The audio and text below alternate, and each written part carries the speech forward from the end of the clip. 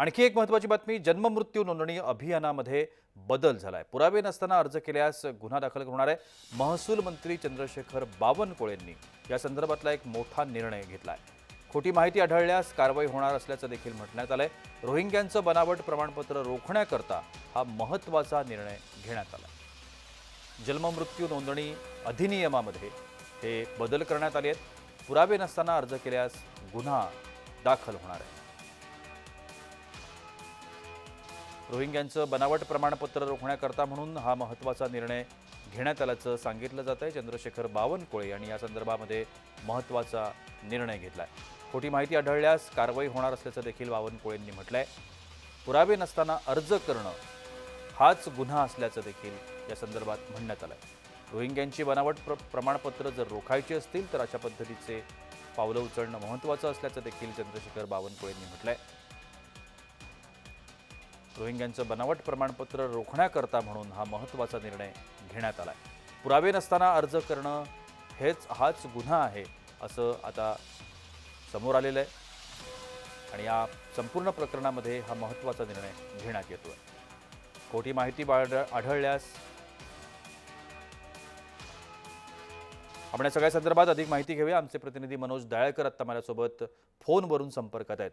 मनोज, अत्यंत महत्त्वाचा निर्णय आपल्याला म्हणता येईल, कारण रोहिंग्यांना दिलेली प्रमाणपत्र, त्यांना दिलेले बनावट दाखले या सगळ्यामुळं गेल्या काही दिवसांपासून गदारोळ उठलेला आहे। विरोधकांनी वेगवेगळ्या पद्धतीने याच्यावरती ताशेरे देखील ओढलेले आहेत, त्यामुळे हा एक निर्णय महत्त्वाचा मानला जातोय। नक्कीच प्रशांत, आपण पाहिलं तर बांगलादेशी व रोहिंग्यांचा बनावट प्रमाणपत्र रोखण्यासाठी महत्त्वाचा निर्णय हा घेण्यात आलेला आहे। महसूल मंत्री चंद्रशेखर बावनकुळे यांच्याकडून हा महत्त्वाचा मोठा निर्णय हा घेण्यात आलेला आहे।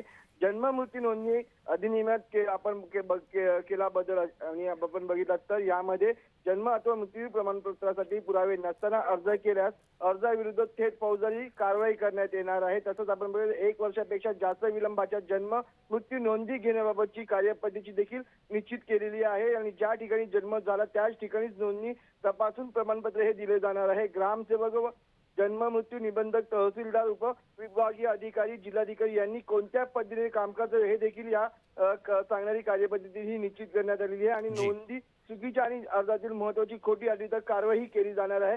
ग्रामसेवकापासून महापालिकेतील जन्म मृत्यू निबंधकापर्यंत सर्वांना कारणासह जन्म मृत्यू अनुपलब्धता प्रमाणपत्र हे द्यावे लागणार आहे आणि संबंधित अर्जाची तपासणी पोलिसांची विभागामार्फत होणार आहे। त्यामुळे आता पोलिसांचा अभिप्राय बंधनकारक देखील ठरणार आहे। त्यामुळे हा महत्त्वाचा मोठा निर्णय महसूल मंत्री चंद्रशेखर बावनकुळे यांना घेतला गेला आणि यावरती आपण मोठ्या प्रमाणात जे रोहिंग्या आणि बांगलादेशी जे घुसपेटी करत आहेत त्यांना रोखण्यासाठी हा महत्त्वाचा निर्णय घेण्यात आलेला आहे।